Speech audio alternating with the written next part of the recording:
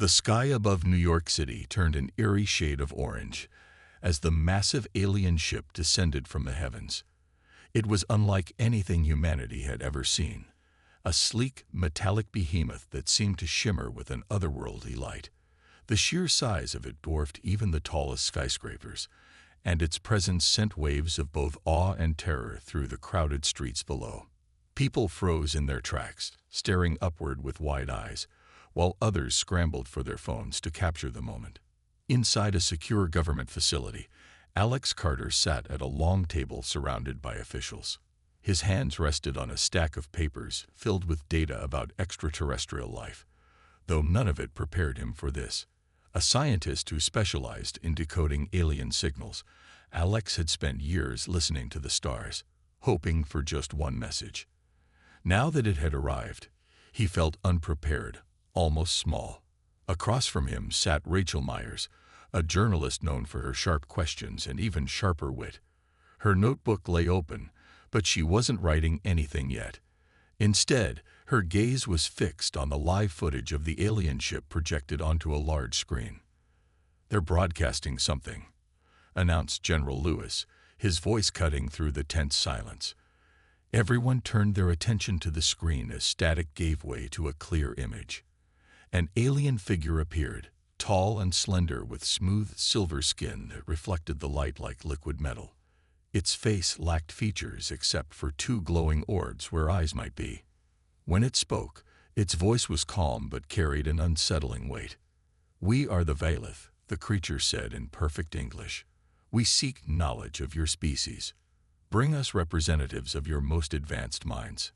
Rachel leaned forward slightly, her curiosity piqued. "Why do they sound so formal?" She whispered to Alex, though loud enough for those nearby to hear. Alex shrugged, his expression unreadable. He didn't have an answer, but he knew this was no ordinary visit. Within hours, a team was assembled. Alongside Alex and Rachel were Daniel Harper, a military strategist with a reputation for thinking several steps ahead, and Emily Lewis, a psychologist who studied how people reacted under extreme stress. They boarded a transport helicopter bound for the outskirts of the city, where the alien ship hovered silently above a barren field. As they approached, the scale of the vessel became even more apparent. Its surface rippled faintly, as if alive. When the group stepped out of the helicopter, a beam of light shot down from the ship, enveloping them in warmth. Before they could react, they found themselves inside a vast chamber illuminated by soft, pulsating lights. The air smelled strange, metallic yet clean. Kale, the same alien from the broadcast, stood before them, his glowing eyes scanning each human carefully. "You asked us here," Alex began cautiously. "What do you want to know?" Kale tilted his head, as if considering the question. Then he spoke, his tone colder than before. "We have watched you. Your broadcasts speak of monsters. Tell us, are these creatures real?" Alex hesitated, unsure how to respond. Monsters. Was he talking about legends, myths, or something else entirely? Beside him, Rachel frowned, her reporter instincts kicking in. She opened her mouth to ask a follow-up question, but Kale raised a hand, silencing her. "Show us," he said simply. "If you truly are the dominant species of this world, prove it." The room fell silent. None of them knew exactly what the Valith meant, or what they were capable of. But one thing was certain.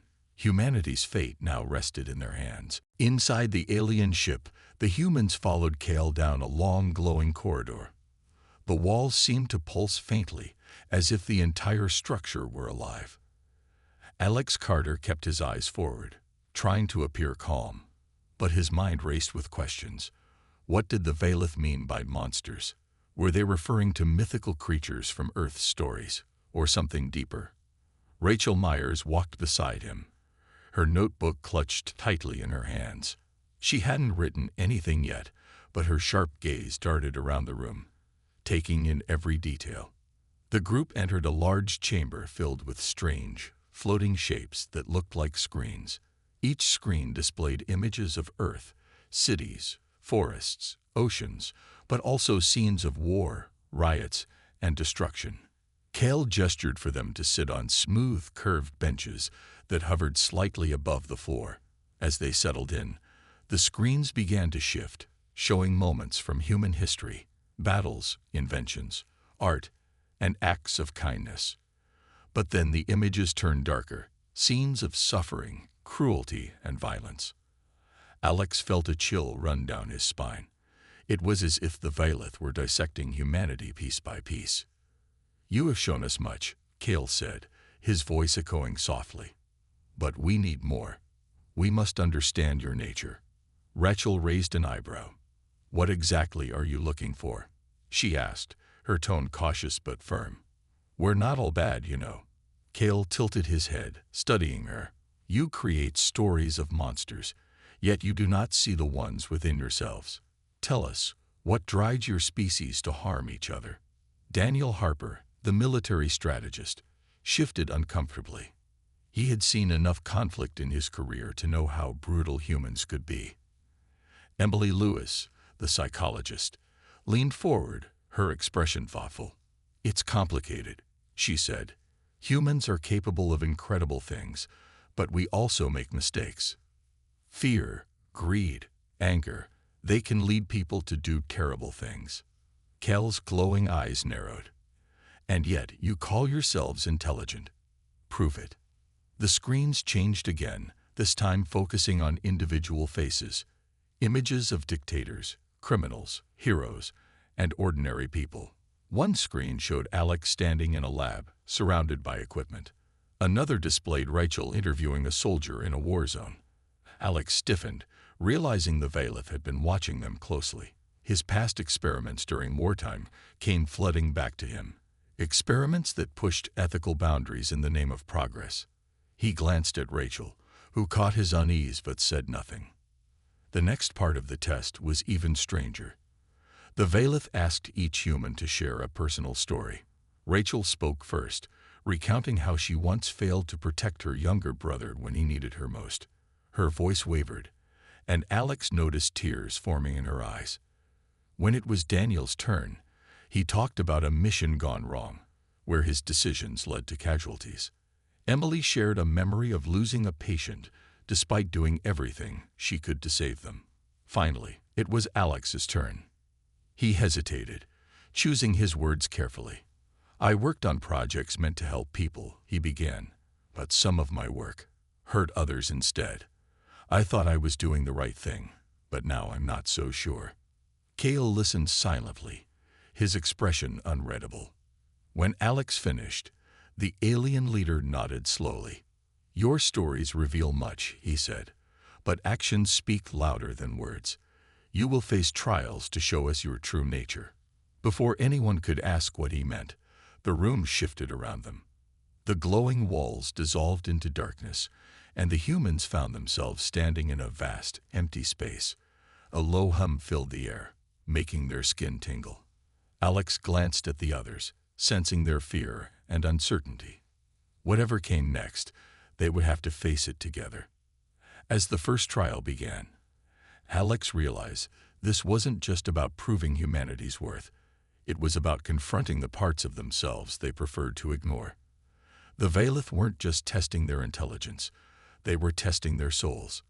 And deep down, Alex wondered if humanity was ready for such a challenge. Back on Earth, the news of the alien encounter spread like wildfire.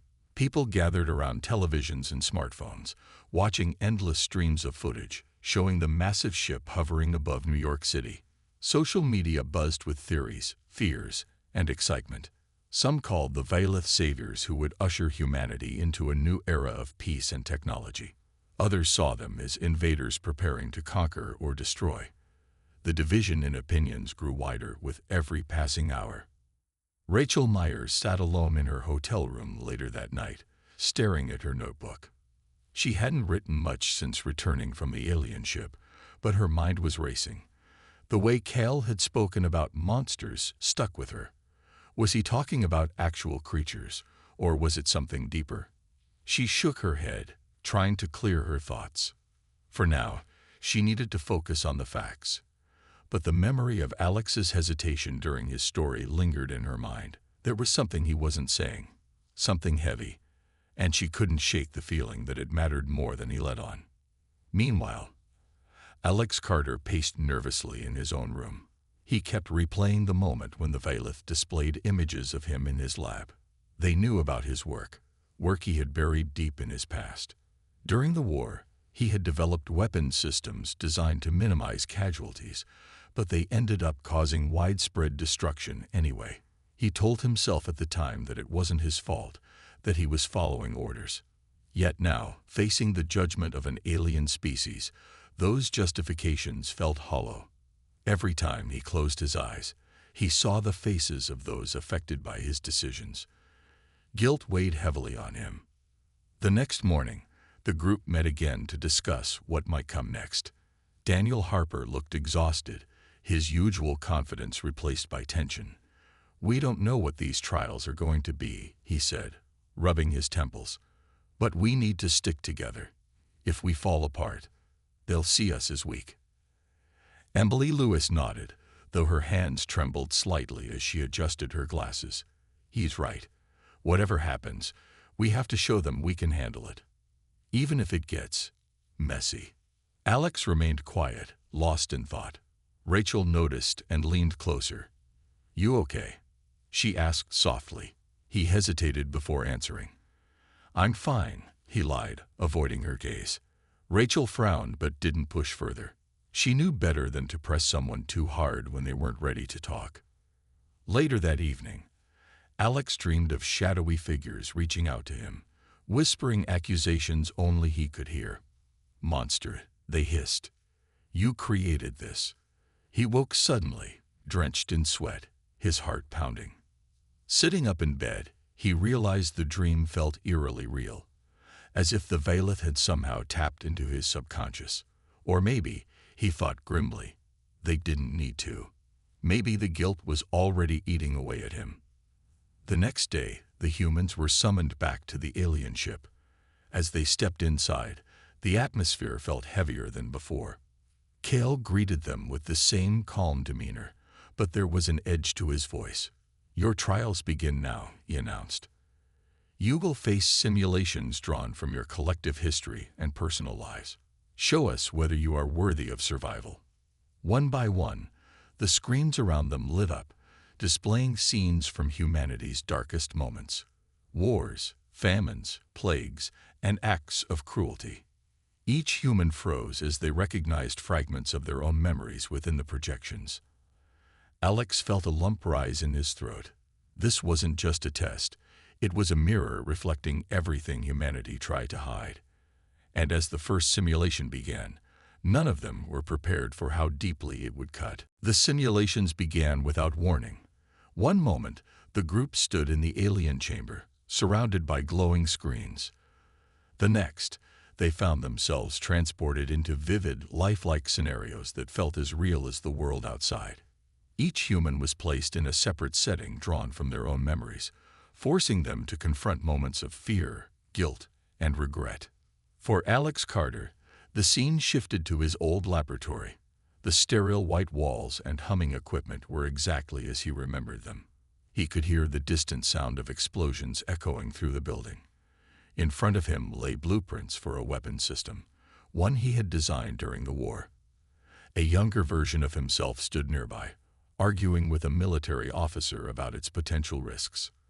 Alex tried to move, but his body wouldn't obey. Instead, he watched helplessly as the events unfolded just as they had years ago. "You said this would save lives," the officer shouted, pointing at the blueprint. Young Alex hesitated, his face pale. "It's supposed to minimize casualties," he replied weakly. But deep down, even then, he knew the truth. The weapon caused far more harm than anyone predicted. As the memory played out, Alex felt a crushing weight settle over him. This wasn't just a simulation. It was a reckoning. Rachel Myers faced a different trial. She stood on a rainy street corner, watching her younger brother run ahead into traffic. Her heart pounded as she screamed his name, but no sound came out. Just like before, she couldn't reach him in time. The car hit him, and Rachel collapsed to her knees, sobbing. This was the moment she had replayed in her mind countless times, the moment she failed him. The simulation forced her to relive every second, amplifying her guilt until it felt unbearable. Daniel Harper's trial took him back to a battlefield. Soldiers under his command scrambled for cover as enemy fire rained down. Daniel gave an order that resulted in heavy losses, and now he had to watch it happen again. His hand shook as he barked commands, knowing full well what would come next. When the smoke cleared, the bodies of his comrades lay scattered around him. Their lifeless eyes seemed to accuse him, and Daniel sank to the ground, overwhelmed by shame. Emily Lewis found herself in a hospital room. A young girl lay in a bed, hooked up to machines that beeped faintly. Emily recognized the case instantly. It was a patient she had lost despite doing everything possible to save her. The girl's parents stood nearby, crying silently.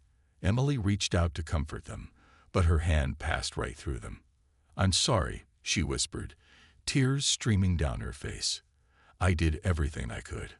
After what felt like hours, the simulations ended abruptly, returning the group to the alien chamber. They stumbled back together, each visibly shaken. Alex avoided meeting anyone's eyes, while Rachel wiped away tears. Daniel clenched his fists tightly, his jaw set in anger. Only Emily managed to speak, her voice trembling. That was cruel," she said, glaring at Cale. Cale tilted his head, studying them. "Cruel or truthful?" he asked. "You asked us to judge you. These trials reveal who you truly are." Alex finally spoke up, his voice low but firm. "We're not perfect. None of us are. But we learned from our mistakes. Isn't that worth something?" Cale didn't answer immediately. Instead, he gestured toward the screens, which now displayed images of humanity working together, building cities, curing diseases, exploring space. "Perhaps," he said, "but learning is meaningless without action. Your final test will determine whether you can rise above your flaws." As the group exchanged uneasy glances, they realized the hardest part was still ahead. Whatever came next, they would have to face it together, or risk losing everything. The final trial began without warning, plunging the group into a new simulation that felt more intense than anything they had faced before. This time, they weren't alone in their individual memories.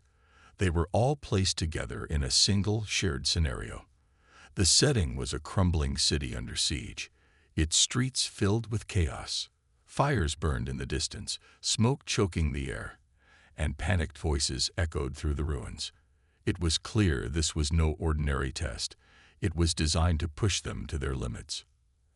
Alex Carter looked around, his heart racing. "What's happening?" he asked, but no one had an answer. Rachel Myers gripped her notebook tightly, though there was nothing to write about now. Daniel Harper immediately took charge, scanning the area for threats. "We need to find shelter," he said sharply. "This place isn't safe." Emily Lewis nodded, her eyes wide with fear. "But where do we go? Everything looks destroyed." Her voice trembled, and Alex noticed how pale she was. He wanted to say something comforting, but the words caught in his throat. Instead, he focused on staying calm, reminding himself this was just another simulation, even if it felt terrifyingly real. As they moved through the wreckage, tensions began to rise. They came across a group of frightened survivors huddled in the remains of a building. The survivors begged for help, claiming enemy forces were closing in. Daniel hesitated, torn between protecting his team and aiding the strangers. "We can't save everyone," he snapped when Rachel suggested they stay and help. "Our priority is getting out alive." Rachel glared at him. "That's not who we are. If we leave them, we're no better than the people attacking this city." Her voice rose with emotion, and for a moment, it seemed like she might break down. But instead, she turned to Alex. "What do you think?" Alex froze, unsure what to say. He had spent years making decisions based on logic, often ignoring emotions. Now, faced with a moral dilemma, he felt paralyzed. Before he could respond, Emily stepped forward. "We have to try," she said softly but firmly. "Even if we fail, at least we'll know we did the right thing." Reluctantly, Daniel agreed, and the group worked together to fortify the survivors' position. They gathered debris to create barriers and devised a plan to fend off the approaching attackers. For a while, it seemed like they might succeed, but then everything went wrong. The enemy forces overwhelmed them, and the survivors began to panic. In the chaos, accusations flew. "You got us into this mess," Daniel shouted at Rachel, his frustration boiling over. "If we'd left when I said, we'd be safe." Rachel shot back, her face flushed with anger. "Safe? At the cost of letting innocent people die? Is that really what you stand for?" Emily tried to mediate, but her voice was drowned out by the argument. Alex watched silently, feeling the weight of their discord. He realized that the Vailith weren't just testing their ability to survive. They were testing whether humanity could overcome its divisions. And right now, they were failing. Just as things seemed hopeless, Kel's voice echoed through the simulation. "Enough," he said, and the scene dissolved around them. The group found themselves back in the alien chamber, breathing heavily and glaring at each other. Kel observed them coldly. "You fight amongst yourselves, even when united is your only chance of survival. Are you truly worthy of existence?" No one spoke. The question hung heavy in the air, forcing each of them to confront the flaws they had shown, and wonder if they could ever change. The silence in the alien chamber was suffocating. Kel's glowing eyes scanned the group, his expression unreadable. Alex Carter stared at the floor, his mind racing. He replayed the simulation in his head. The arguments, the failures, the moments when they had turned on each other. It wasn't just a test of survival. It was a mirror showing humanity at its worst. Rachel Myers stood nearby, her arms crossed tightly over her chest. She looked angry, but also deeply frustrated, with herself, with Daniel, and with the situation. Finally, Kel spoke. His voice was calm but carried an edge that made everyone tense. "You claim to be intelligent beings, yet you cannot control your impulses. You destroy yourselves as easily as you create. Why should we believe you are ready to join the stars?" Rachel stepped forward before anyone could stop her. "Because we're trying," she said, her voice firm despite the trembling in her hands. "Yes, we make mistakes. Yes, we argue and fight and hurt each other, but we also learn. We grow. Isn't that worth something?" Cale tilted his head slightly, studying her. Learning means nothing without action. Growth is meaningless if it leads only to more destruction. Alex felt a surge of determination. He glanced at the others. Rachel's defiant stance, Daniel's clenched jaw, Emily's quiet resolve, and realized they still had one chance to prove themselves. Clearing his throat, he spoke up. "Give us another chance," he said. "Let us show you what we're capable of when we work together." Cale paused, then nodded slowly. "Very well. One final trial. Work as one or face the consequences." The scene shifted again, plunging them into yet another simulation. This time, they found themselves in a vast desert under a blazing sun. In the distance stood a massive structure, a towering machine emitting a low hum. A voice echoed around them. "This device controls the planet's climate. If it shuts down, all life will perish. Repair it or witness extinction." The group exchanged uneasy glances but wasted no time. They approached the machine cautiously, examining its complex mechanisms. Alex took charge, using his scientific knowledge to identify the problem. "It's overheating," he explained. "We need to cool it down, but we'll have to split tasks to do it fast enough." Rachel grabbed a nearby toolkit and handed tools to the others. "Tell us what to do," she said, her tone sharp but focused. Daniel climbed onto the machine to reach a damaged panel, while Emily stayed on the ground, monitoring the temperature readings. For once, there were no arguments, just teamwork. As they worked, Tensions flared briefly when Daniel slipped and nearly dropped a crucial component. "Be careful," Rachel snapped. But instead of snapping back, Daniel simply nodded. "Got it," he muttered, regaining his grip. Minutes ticked by like hours. Sweat poured down their faces as they pushed themselves to the limit. Finally, with seconds to spare, Alex flipped a switch, and the machine stabilized. The hum grew steady, and the oppressive heat began to fade. When the simulation ended, they returned to the chamber, exhausted but triumphant. Kale studied them for a long moment before speaking. "You have shown cooperation and resilience. Perhaps you are not beyond redemption after all." Relief washed over the group, though Alex knew this wasn't the end. Humanity's flaws still lingered, waiting to resurface. But for now, they had proven that even broken people could come together to fix what mattered most. Kel's voice filled the chamber once more, but this time it carried a different tone. Less cold, more contemplative. "You have faced your trials and shown both weakness and strength," he said, his glowing eyes scanning the group. "Your species is capable of great destruction, yet also of unity and hope. This is rare among those we have encountered." Alex Carter exhaled slowly, the weight of uncertainty finally lifting. He glanced at Rachel Myers, who stood beside him, her arms crossed, but her expression softer now. Daniel Harper leaned against a wall, his usual rigid posture relaxed for the first time since they had arrived. Emily Lewis wiped sweat from her brow, her hands trembling slightly, though she managed a small smile. Kel continued, "We misjudged you. Your broadcasts led us to believe you were monsters. But perhaps the true danger lies not in your actions, but in your potential. You are a species that can choose to rise above itself or fall into chaos." Rachel stepped forward cautiously. "Does that mean we passed?" Her voice was steady, but there was a flicker of hope in her eyes. Cale nodded. "You have proven you are worthy of survival, for now. But remember, the universe is vast, and there are dangers far greater than yourselves. Whether you endure will depend on your choices moving forward." With that, a Valith leader raised a hand, and a portal opened behind the humans. Beyond it lay Earth, green and vibrant under a bright blue sky. Before stepping through, Alex turned to Cale. "Will we see you again?" he asked. Cale tilted his head. "Perhaps. But know this, we will be watching."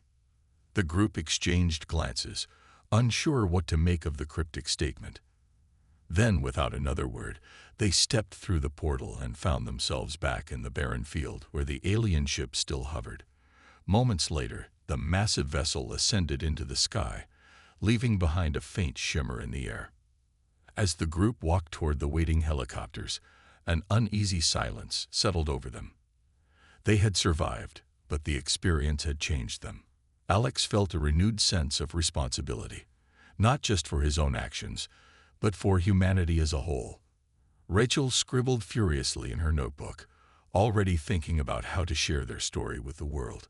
Daniel remained quiet, his thoughts hidden behind a mask of calm, while Emily clutched her jacket tightly, as if bracing herself for whatever came next. When they reached the helicopters, General Lewis greeted them with a mixture of relief and curiosity. "What happened up there?" he demanded. No one answered immediately. Finally, Alex spoke. "We showed them who we are," he said simply. "And maybe we reminded ourselves too." Back in New York City, life began to return to normal, or as close to normal as possible after such an event. The media buzzed with speculation, but the government kept details classified. For Alex, Rachel, Daniel, and Emily, the memory of the trial lingered like a shadow. They knew humanity wasn't perfect, and the monsters Cale spoke of weren't just out there in the stars. They lived within every person, waiting to emerge. One evening, as Alex sat alone in his apartment, staring at the night sky, he thought about the Valith's parting words. "Watching." It sent a chill down his spine.